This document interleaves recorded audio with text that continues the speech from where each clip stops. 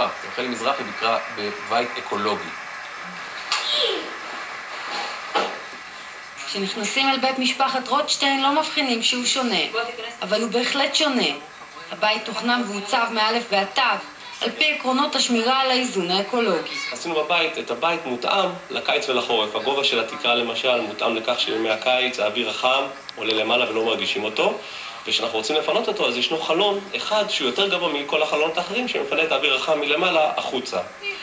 אפשר לומר שמשפחת רוטשטיין היא דוגמה למשפחה ירוקה. לכל אחד יש התפקיד שלו, התורם לסביבה.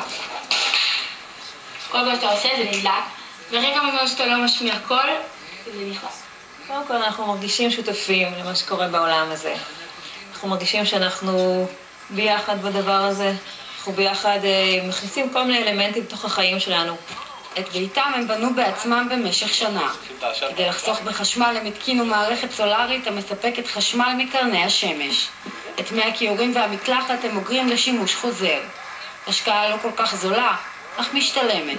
בסך הכל, היום, בכיוון העלייה של מחירי המים, אנחנו מקווים שהמערכות האלה יחזירו את עצמם אחרי מספר שנים, וימשיכו לחסוך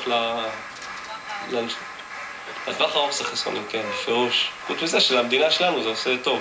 בינתיים, בעוד בוועידת קופנהגן מנסים למצוא פתרונות להפחתת פליטות גזי החממה, משפחת רוטשטיין יכולה לשבת בביתה ולדעת שהיא את שלה לשמירה על כדור הארץ כבר עשתה. יפה, טוב, נעבור מהתחום האקולוגי לאייפון. אז אפשר לנשום ברווחה, לא הכל כאן כמו באמריקה.